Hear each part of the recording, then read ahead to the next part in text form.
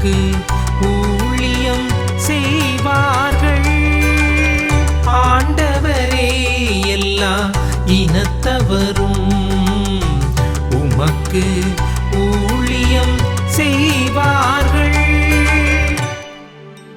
கடவுளே, அரசருக்கு உமது நீதி தீர்ப்பை வழங்கும் ஆற்றலை அழியும்.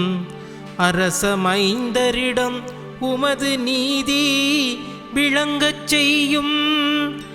அவரும் மக்களை நீதியோடு ஆழ்வாராக. உம்முடையவரான எளியோர்க்கு நீதி தீர்ப்பு வழங்குவாராக. ஆண்டவரே, எல்லா இனத்தவரும் உமக்கு ஊழியம் செய்வார்கள். ஆண்டவரே, எல்லா இனத்தவரும் உமக்கு ஊழியம் செய்வார்கள். அவர் காலத்தில் நீதி தழைத்தோங்குவதாக. நிலாவுள்ளவரையில் மிகுந்த சமாதானம் நிலவுவதாக. ஒரு கடலிலிருந்து அடுத்த கடல் வரைக்கும் அவர் ஆட்சி செலுத்துவார்.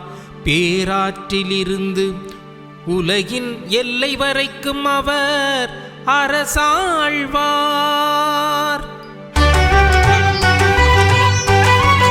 ஆண்டவரே, எல்லா இனத்தவரும் உமக்கு ஊழியம் செய்வார்கள். ஆண்டவரே, எல்லா இனத்தவரும் உமக்கு ஊழியம் செய்வார்கள். அன்பு நண்பர்களுக்கு வணக்கம். இயேசுனுடைய திருக்காட்சி பெருவிழாவிலே நாம் இணைந்திருக்கிறோம். உங்கள் அனைவருக்கும் பிறந்திருக்கிற இயேசு பாலகன் பெயரால் வணக்கங்களும் வாழ்த்துக்களும். இன்று நமக்கு கொடுக்கப்பட்டிருக்கின்ற திருப்பாடல் எண் 72, அரசருக்கான மன்றாடு. பழைய ஏற்பாடு முழுவதுமாகவே மக்கள் நல்லதொரு அரசுக்காக மன்றாடிக் கொண்டே இருந்தார்கள். வெறும் பயணித்துக் கொண்டிருக்கின்ற இந்த இனம் ஒரு நாட்டை மையப்படுத்தி இருக்க ஆரம்பிக்கிறது. குருக்களாலும் நீதி தலைவர்களாலும் இந்த மக்கள் ஒழுங்கு செய்யப்பட்டார்கள். ஆனால் உண்மையில் இவர்கள் தங்களுக்கு அரசன் வேண்டும் என்பதை மிக தெளிவாக நம்பியிருந்தார்கள். அப்படி நம்பியிருந்த இவர்கள் அரசருக்காக இறைவனிடம் மன்றாடிக் கொண்டே இருந்தார்கள். இந்த திருப்பாடல் முழுவதுமே அரசரை இவர்கள் பெற்றுக்கொள்வதாக அல்லது இவர்கள் பெற்றுக்கொள்ள இருக்கின்ற இந்த அரசனுடைய வருகை எவ்வாறு இருக்கும் என்பதனை எடுத்து காட்டும் விதமாக கொடுக்கப்பட்டிருக்கிறது. ஆனால் இன்றைய தினத்திலே நாம் தியானிக்க இருப்பது திருப்பாடல் 72, 1-13 வரை. இந்த திருப்பாடல் நமக்கு அமைதியை கொணர்வதாகவும் கடவுளுடைய நீதியை தருவதாகவும் கடவுளுக்கும் நமக்கும் உள்ள அந்த உறவிலே இன்னும் அதிகம் இணக்கம் இருப்பதாகவும் கொடுக்கப்பட்டிருக்கின்ற இந்த திருப்பாடல் படிக்கிற ஒவ்வொருவருக்கும் இறைவனுடைய வருகைக்காக, இறைவனுடைய அந்த வருகையினுடைய மகிழ்ச்சிக்காக காத்திருந்த ஒவ்வொருவருக்கும் அந்த இறைவனுடைய வருகைக்கு பின் எப்படி இருக்கும் என்பதை மிக அழகாக கொடுக்கப்பட்டிருக்கிறது. ஒரு அரசன் உண்மையிலே இறைவனிடம் என்ன கேட்க வேண்டும்? மக்களையா, நாட்டையா, செல்வத்தையா என்றால் இல்லை. மாறாக ஒரு அரசன் ஞானத்தை கேட்க வேண்டும்.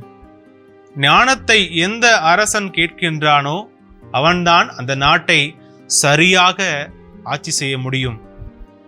ஞானம் இல்லாத அரசன் நாட்டை குப்பையாக்குகிறான். இந்த இஸ்ரேல் இனத்தை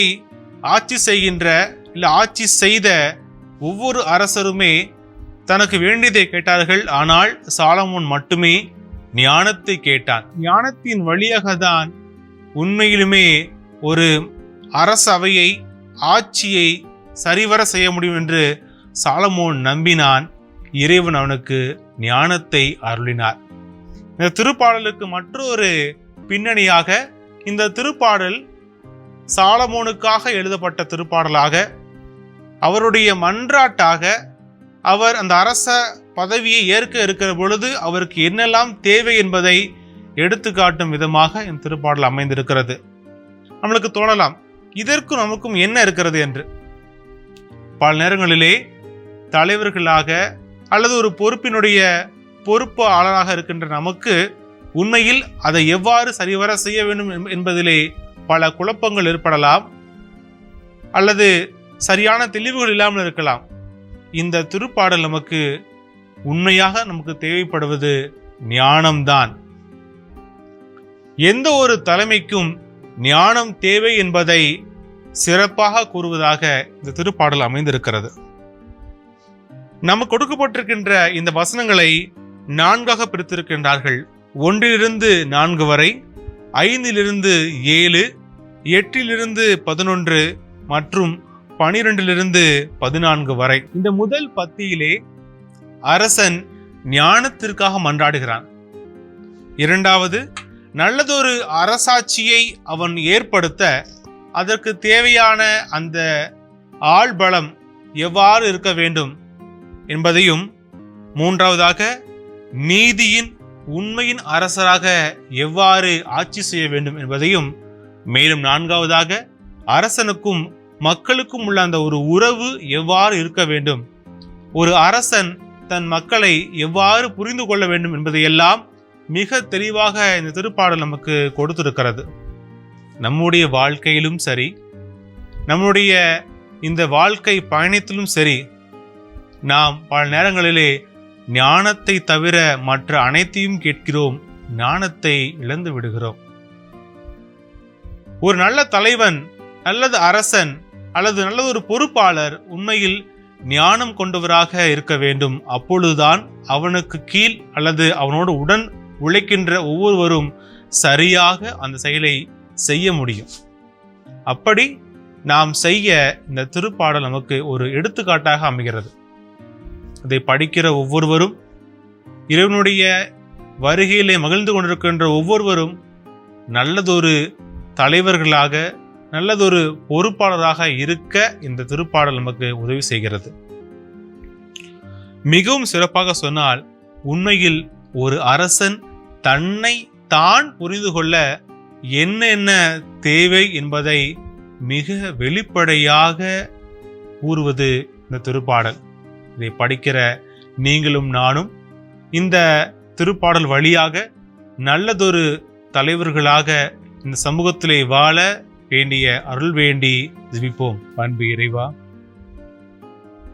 அனைத்திற்கும் அரசரும் தலைவருமான அன்பு இயேசுவே, தோமுடைய பிறப்பை மகிழ்ச்சிகரமாக வரவேற்று அதில் மகிழ்ந்து கொண்டிருக்கின்ற நாங்கள் நல்லதொரு தலைவராக எப்படி இருக்க வேண்டும் என்பதை இந்த திருப்பாடல் வழியாக தியானித்து அறிந்திருக்கிறோம். இது எங்களுடைய வாழ்விலே நாங்கள் பயன்படுத்த வேண்டிய அருளையும் ஞானத்தையும் தருவீராக. சமாதானத்தின் ஊற்றான இறைவா, எங்களுக்கு நீ கொடுக்கின்ற அந்த ஞானம் எங்களோடு பணி செய்கிற, பயணிக்கின்ற ஒவ்வொருவரும் பெற்றுக்கொள்ள வேண்டிய அருளை தரும்படியாக கெஞ்சி மன்றாடுகின்றோம். ஆமேன்.